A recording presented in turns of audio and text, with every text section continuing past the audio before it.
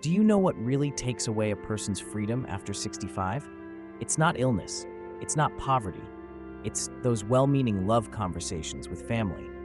And no, I'm not joking. I used to think the more I share, the more they'll understand. But I was wrong. After what seemed like a simple, harmless chat, I suddenly found myself under surveillance, every little decision questioned, and worst of all, I was no longer me in their eyes. In this video, I'll reveal 5 seemingly harmless things that can quietly destroy your peace after 65, if you share them with the wrong person at the wrong time. Especially number 4, it nearly cost me my relationship with my own daughter for 3 months. So if you've ever shared something personal and later regretted it, this is the video for you. Truth number 1, money is more than just numbers. It gives you power. It's the tool you use to get what you want. But once you share it the wrong way, you risk losing more than dollars. You think you're doing the right thing. You print out spreadsheets, you set up retirement accounts, you explain your estate plans because you want your kids to feel secure. But what you don't see coming is the quiet shift, the sting of being judged in your own home. Martin is 81, a retired engineer, father of 2. He believed that transparency would bring closeness. So he shared everything, his savings, his home, his plans. 1 week later, things changed. Do you really need that new chair? Dad still drives alone? Have you thought about a nursing home? They meant well, but to Martin, those questions didn't feel like love. They felt like quiet, permission slips. Like he was no longer the one who decides, but the one who waits for approval. And the worst part? The questions didn't stop. Every vacation, every gift, every medical expense, weighed, measured, silently judged. Not in harsh words, but in glances, in quiet voices, in suggestions that weren't really suggestions at all. There's a kind of hurt that doesn't leave bruises. It's the pain of no longer being treated like someone with purpose. Martin didn't know it, but the day he opened up, he signed an invisible contract. He didn't just share numbers, he gave away something bigger, his confidence, his voice. The real damage wasn't from being questioned, it was how his mind began to change. He hesitated more, he second-guessed himself. The man who'd made bold choices for 8 decades was now asking, will this seem reasonable to my kids? That's not anxiety, that's the slow erosion of dignity. And here's the scariest part. When a person stops trusting their own decisions, they stop making them at all. They retreat, they hesitate, they live life as if they need permission to exist. Martin wasn't angry at his children, he just regretted opening the door too soon and realizing he couldn't close it again. So this isn't just about money, it's about autonomy, about dignity, about the power to say I am still me and I know what I'm doing. Yes, make a plan, yes, write your will, but never confuse transparency with surrender. You don't owe anyone a lifelong bank statement, but you do owe yourself one thing, peace. What do you think? Should we share finances early with our kids or wait for the right moment? Leave a comment because your story might be exactly what someone else needs to hear. Truth 2, every time you say I'm a little sore, you may be losing your independence. Sounds ridiculous, right? You're just sharing. A sore shoulder from gardening, a restless night, a little numbness in your knee. But to family, especially your children, these little comments are never just information. They're seen as warnings, signals that you're slowing down. Claire is 76, a widow, strong, independent, still walks her dog every morning, still volunteers at the library. But during one coffee date with her daughter, she made a tiny mistake. She said, "Mom's shoulder has been a little sore lately." That's it. 3 days later, her daughter had scheduled physical therapy, sent over brochures for home care, and started calling morning and night to check in, all out of love. But what Claire felt was the opposite. The heartbreak didn't come from her shoulder. It came from how quickly everything shifted after one small sentence. She was no longer mom, the strong woman who raised 2 kids on her own. She became someone to be monitored. The pace of life changed. The tone of her daughter's voice softened like talking to a patient. Every phone call turned into a wellness check. And worst of all, Claire began to doubt herself. She stopped pruning her roses, stopped going out on cold mornings, not because she couldn't, but because she feared what others might say. You see, this is how independence erodes, not through illness, but through worried eyes. When people stop believing you can care for yourself, you start believing it too. You hesitate to lift a box. You pause before driving at night.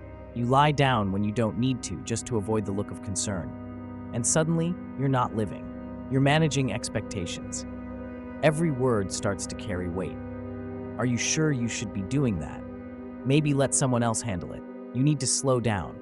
And gradually, your vibrant, active self, the one who knew her limits, her energy, her strength, starts to fade. Claire didn't feel old. She felt strong, until the world started treating her differently. So here's the lesson. It's not wrong to talk about your health, but not everything needs to be shared, especially if it leads others to define who you are. You know your body. You know the difference between a passing ache and a real concern. Speak up when it matters. But for the little things, protect your independence by keeping your strength quietly yours. Have you ever had this happen to you? A harmless complaint turned into unwanted help? Share your story below. Someone else may be going through the same thing. Truth number 3, one small comment can put you on the wrong side. You see your children struggling, the grandkids misbehaving. Your instinct is to help, to offer just a gentle word. That's what Miriam did. She's 80, sharp, kind, still reads to neighborhood kids every Friday. One afternoon, her daughter vented about how her grandson never cleans up his toys. So Miriam said gently, "Maybe we could make it into a game?" No judgment, no lecture, just a loving suggestion. But something changed. The calls came less often. Conversations ended quicker. The warmth began to fade. She hadn't yelled, she hadn't criticized, but she crossed a line she couldn't see. Because in families especially, after 65 feedback isn't just about words, it's about roles. When you're older, every comment, no matter how soft, can feel like you're stepping into a space that no longer belongs to you. And here's the hardest part. They won't say anything. They won't confront you. They'll just retreat. Text messages become shorter. Invitations slow down. You're not pushed out, you're slowly left out. And when it happens enough times, you begin to question everything. You want to speak up, but you second guess. You type a message, then delete it. You watch, you notice, but you stay silent just to stay included. Over time, that silence turns into distance. And distance turns into something harder to fix, estrangement. Miriam used to be her daughter's closest confidant. Now she feels like a visitor in her own family. Not because she did something wrong, but because she offered help when what they really wanted was space. So what's the solution? Sometimes the most loving thing you can say is nothing. Or better yet, say this instead: "I trust you'll figure it out. Mom's here if you need her, but I'll step back." This might be outdated advice, but feel free to ignore it. Those words show love without pressure, support without stepping over the line. Because at this age, you've earned wisdom. But wisdom is knowing when to share it and when to let them find their own way. Have you ever said something small and felt the relationship shift afterward? Share your moment. Someone out there may be silently carrying the same regret. Truth number 4. Not all regrets should be spoken out loud. We all carry them. Little echoes of what could have been, a path not taken, a dream quietly folded away. For Norma, 79, it was travel, a retired teacher, a devoted mother. She spent her life showing up for everyone else. One quiet afternoon, while walking with her youngest daughter, she let it slip. "Sometimes I wish I hadn't given up traveling when I was younger." That's all she said, a sigh, a moment of honesty. But what her daughter heard was something else entirely. "I sacrificed everything, and I regret it." From that day, their closeness changed. Her daughter became quieter, less open, almost guilty. Norma hadn't meant to blame anyone. But in families, especially ones built on love, even a simple reflection can land like a wound. Because love is tender. And when someone you love hears regret, they don't hear the story, they hear responsibility. Suddenly, her daughter began holding back. She didn't want to talk about her vacations or her spontaneous plans. She feared she might remind her mother of all she missed. And Norma, she started shrinking her feelings. Not because they disappeared, but because she didn't want to make her daughter feel worse. That's the invisible damage of regret spoken too soon. It builds silence between two people who once shared everything. And here's the truth. Sometimes you share to feel lighter, but the other person walks away carrying the weight. You're not wrong for feeling it. but not every feeling needs to be said aloud to be real. Some regrets, they're better kept in your own hands, held like pressed flowers in a private book.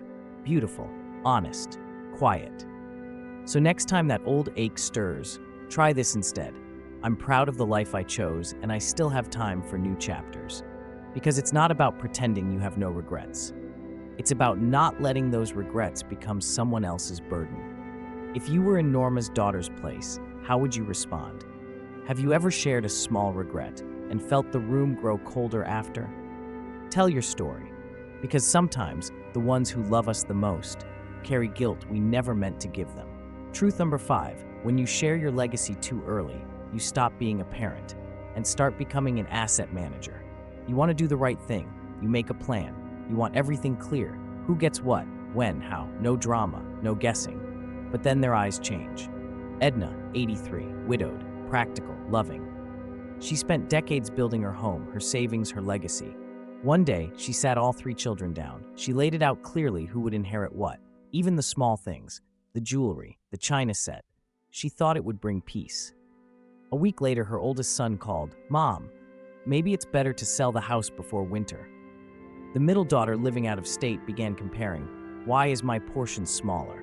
I've sacrificed so much for the family." And the youngest, he stopped calling altogether.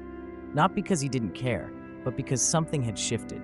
Their mother was no longer the center. She was now a distributor. And that hurts in a way no one prepares you for. Every purchase Edna made after that, every lunch out, every gift to a neighbor felt observed. She wasn't asked, "How was your day?" She was asked, "Do you really need to spend on that?" Not out of greed, but out of tension. Unspoken calculations, quiet comparisons. And the worst part, she began justifying herself. Every little thing. Why she bought that new chair. Why she gave her granddaughter a ring early. Why she took that short trip to the coast alone. It was no longer her life. It was a shared spreadsheet. Edna once hosted Sunday dinners full of laughter. Now, the table was quieter, smiles more careful, affection replaced by financial caution. And that's what legacy sharing too soon can do. It turns love into logistics, connection into calculations. You're not being selfish by keeping some things to yourself. You're protecting what matters most, your right to live fully. To be seen as whole, to spend your last chapter being present, not presiding over your own departure. So yes, write a will. Name someone you trust. Prepare with wisdom, but don't let tomorrow's paperwork steal today's peace. What do you think? Is it better to share your legacy plans early to avoid conflict or keep them private until the right moment? Share your thoughts, because your timing might be the one thing that protects your dignity. We spend our whole lives learning how to share, how to be open, how to tell the truth, how to invite people into our hearts, our thoughts, our plans. But no one teaches us the other side of that lesson. What not to say, when to stay silent, and why protecting your peace is an act of love. After 65, sharing everything doesn't make you stronger. It can make you vulnerable in ways no one warns you about. It's not about secrets. It's about boundaries. It's about dignity. It's about still being seen not just as a parent or a patient or a person nearing the end, but as someone who still chooses, still decides, still lives. Because when you hold something close to your chest, not out of shame, but out of wisdom, you're not hiding, you're honoring. You're choosing when and how to share your story. And that's the kind of strength that never fades with age.